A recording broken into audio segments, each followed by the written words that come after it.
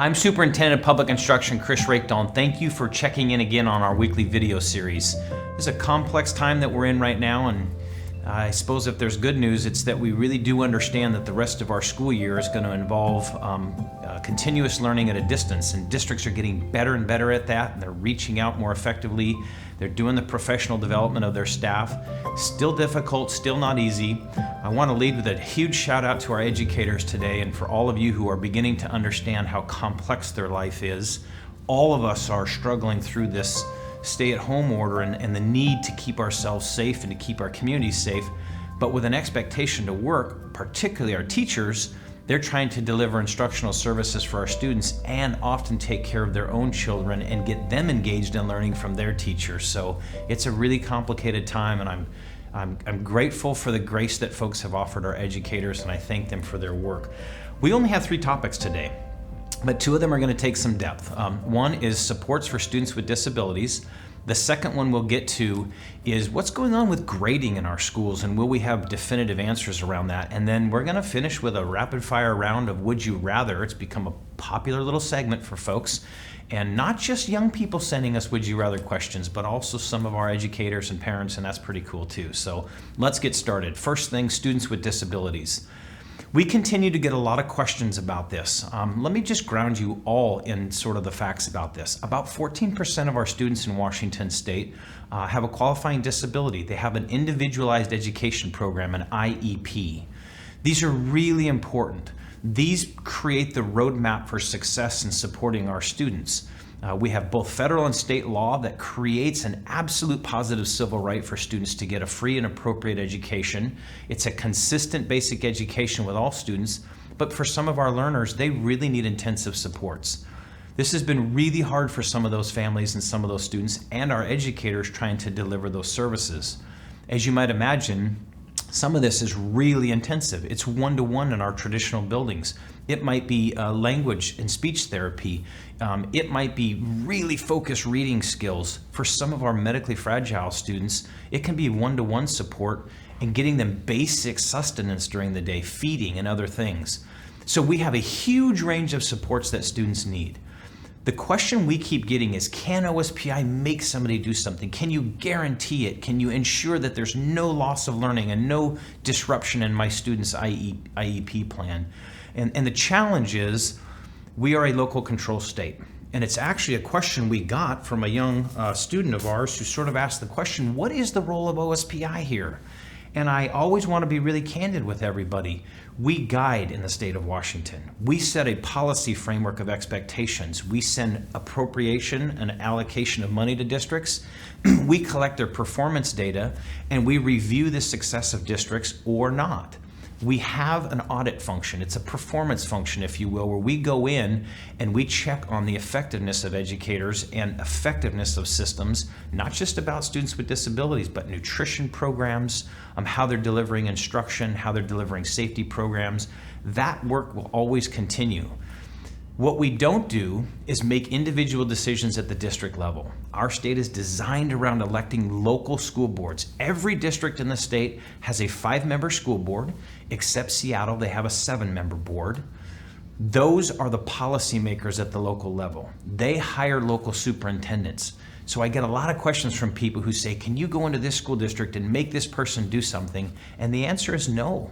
What I do is make sure there's a policy guidance and an accountability after services are delivered. We get to go in and do fiscal audits in partnership with the state auditor and these performance audits to make sure that districts are effective. The day-to-day decisions are on the ground, and our districts are working really hard on this. So we get questions like, why isn't my IEP being followed this moment? It's a tough one. If the IEP includes a support that cannot be delivered face-to-face due to our stay-at-home order and our social distancing mandate provided by the governor and Department of Health, that service may not be provided right now. The key is documenting everything, revising the IEPs, and we've got districts across the state re-engaging the IEPs at a distance. They're doing it through distance technology. They're revising those plans and then delivering supports consistent with those plans. But where it just can't happen right now, document, and then we want to work hard with districts to make sure that there's compensatory services, that we make up minutes and services when we can be in a more consistent model of support. But we are getting services delivered around the state, and for lots of students with IEPs, it's working very effectively, but for some, it's a real struggle. I want to constantly challenge you to work with your school district and reach out. Make sure that you understand who is responsible for delivering those services at this time and whether or not you think that IEP needs to be revisited. That is the right of parents, and that is the relationship that has to happen on the local level. We'll keep guiding to this. The expectation is clear. We are delivering special ed services. We are delivering supports for students with disabilities. There's no exemption from that. There's no waiver from that. The federal government's talking about waivers, but right now we want to deliver services in the way that we can within the resources we have, given the social distancing constraints. So I appreciate how many questions we've had about this. Please, please keep building that relationship with your local school district. Now on to the second subject. Boy, this has been a tough one. Mike and Tommy are parents, students, Sarah, but really we've gotten dozens and dozens of questions about grading. What a complex thing, and I want to spend a little time with you because there are lots of models that we can think about here. Again, I want to remind you, OSPI doesn't tell districts what to do. That's not in our legal authority. There's a few things we can do. It's mostly us guiding them to best practices. But this question of should we offer letter grades or not at a time of such tremendous disruption, I want you to think about it as grade bands. So our elementary school students typically don't get letter grades. So we're evaluating their learning against standards, and I'm really confident all of those students are moving forward, and teachers are working hard to engage those students.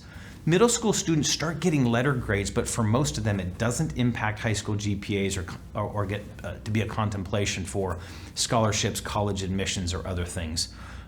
So we're likely to have an expectation of districts from kindergarten through 8th grade that is focused on learning standards, make sure students get engagement, really check into those really powerful standards that are the most important ones to demonstrate that those students will have success in their next grade.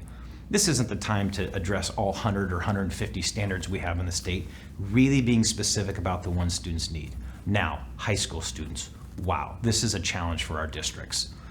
We have folks who say, you need to give letter grades and do your best to understand where they were when the closure began, give them the ability to improve their grade, keep issuing those letter grades because it impacts scholarships, college work, out-of-state college admissions, maybe NC2A athletics, military placement. So we've got districts doing that. But anytime you offer grades and you have students who don't have connectivity, you may create an inequitable situation. So I want to challenge you to think about that. Others say don't do any grades at all. Just do a pass, no credit system. Give everyone a passing grade if they're meeting a standard, and if they're not engaging, give them no credit and a chance to make it up later. Pretty reasonable conclusion. I've heard from a lot of students in the last 2 weeks who say it is not fair that I went into the March 17th closure with an A. My peer next to me was getting a D at the time, and you're both going to give us a passing grade. It's an equity question. And it comes from so many different perspectives and angles, which is why it's not easy to say, this is what we're doing, everyone's treated the same, every district do the same thing. This is as complex as it gets. Others have said, let students pick. Let them pick a letter grade if they want to, and let other people pick a pass if they want to. Again, there's a real equity question. Families with resources, with enrichment opportunities, really high connectivity, they probably will pick the opportunity to get a grade and improve their grade, and I think we should provide that opportunity. But what happens to families who don't have connectivity? What if parents can't be as attentive to their kids' learning at home? What if they're on the front lines as a healthcare worker and can't be home at all? What if that student chooses a pass and doesn't get the benefit of improving their GPA, or maybe sanctioned much further in their education career because they didn't take a letter grade in that class? This is my way of saying that this is as hard a question as we've gotten. We're working through guidance for districts right now. There are lots of different opinions on this, and we're going to give you the address of an email here. It's going to come to me. I am challenging you to give me your feedback. We may not be able to respond to everyone personally, that's for sure, but we would love to hear your consideration and contemplation about that. Everyone's got a different perspective: elementary, middle, high school, pass, letter grades, students college bound, students who are military bound. But I'd like to hear from you on this one so we can get to some guidance for districts and have it as informed as possible. So thank you for that. And wow, as the process unfolds and we get into the details of delivering services at a distance, these kinds of questions are really emerging as incredibly challenging. especially in a state that doesn't have your state official being able to tell districts what to do. We guide them to best solutions, and then local school boards, local superintendents, principals, and teachers have to make those decisions in the context of their community, and that's what we're trying to get to. Okay, that leads us to our rapid fire round of Would You Rather. Evelyn, age 8, would you rather jump into a pile of snow or a pile of leaves? I am all about the leaves because now at my age, I don't like to be cold anymore. I used to love the snow, not so much anymore. We've got Brendan here, 2nd grader. Would you rather eat ice cream or pizza? No doubt pizza. Used to love the ice cream, not so good for Chris anymore. Gotta stick with the pizza, keep it limited. Nice thin crust, better if it's New York style. Love the pizza. Would you rather battle a zombie or battle a vampire? Whoa, okay, if I'm going to win, I definitely want to battle a zombie. That's the easy one. If I'm gonna lose, I'd rather battle a vampire. I don't want anything to do with the zombie interaction if I'm on the losing end of that. So I choose a vampire interaction almost every time over a zombie. Great question though. Carrie, age 9, would you rather be able to transform into an animal or be able to understand and talk to animals? Whoa, this is an awesome question. Boy, the only thing I'd transform into is a bird because I would love the freedom of flight. If you've ever had a dream about flying, it's awesome, right? But if I really had to choose, I'd love to communicate with animals, especially my dog.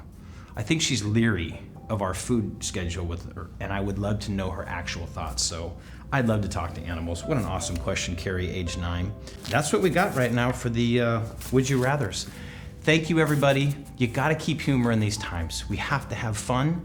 We have to laugh. We have to find the brightness in the moment. We're challenging through complicated issues together. We're getting better at it in some ways, and in other ways, we're just seeing the deficiencies of trying to learn remotely and at a distance. I've said it before and I'll say it again. Our school system is grounded in democracy and equalization. It is about lifting up or giving everyone the opportunity to lift up, to engage in learning, to make something better of their lives, and to contribute back to our society. It is best done in person with high quality services. We will get back to that in time, but right now we put our best foot forward with what we have. Remote models, engaging families, challenging you all at home to raise your game, to be independent learners, to find learning, and to stay in communication with your educators. Thank you so much, and we will see you next week.